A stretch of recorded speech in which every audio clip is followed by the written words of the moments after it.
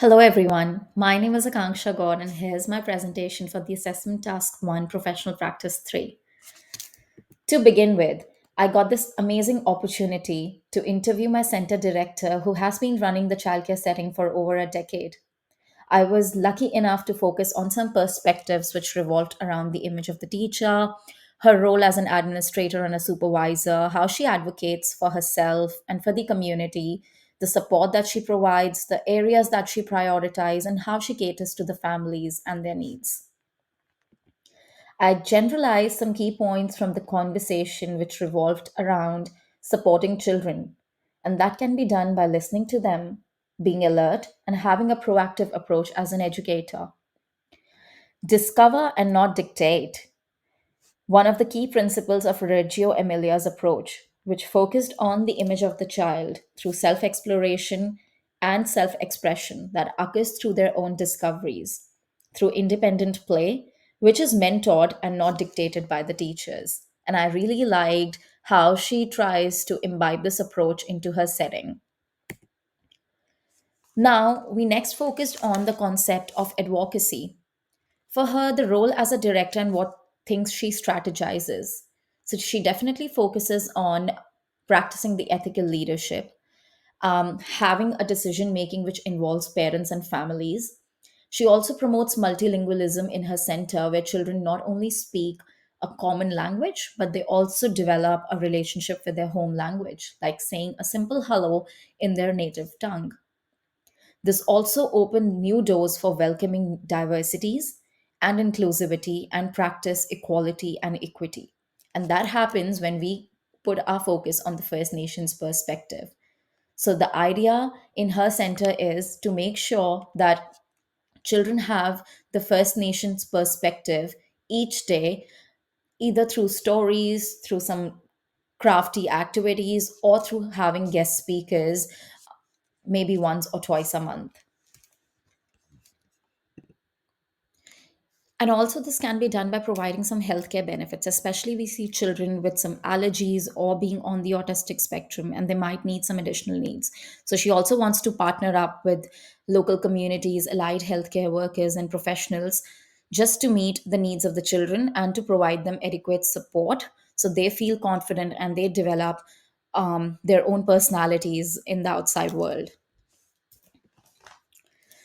What was my reflection through based on the interview? So what I learned was that the theories, the literatures helps us to support our knowledge and to scaffold children's learning.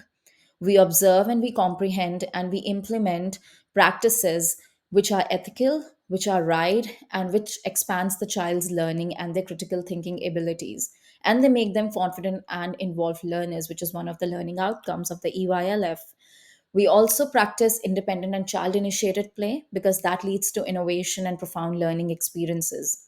Engaging families, sharing their stories, encouraging them to be a part of the celebration, involving them as guest speakers, sharing their home stories with all the children, exchanging information of any peculiar interest or hobby that their child has developed over the period of time. And that just makes every child idiosyncratic, and being open to any obstacles or barriers that they are facing and being confidential when it comes to their personal information. So, this is one of the key steps to develop a very reciprocal, respectful, and professional relationship with families and parents. To enrich child's learning, there are these six key areas that I focused on, which is to collaborate, communicate, plan effectively, advocate as a leader, engage families, and build some strong relationships. Because these partnerships help you to grow and to engage with children and families in a childcare setting. My vision for future practice would be that I mentor to support my center, my colleagues, and to administer the right practice to make sure that there is no child who feels left out or they feel that they are unheard.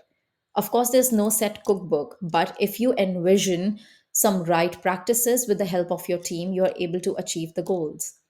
The practices should support the center and children's learning adequately.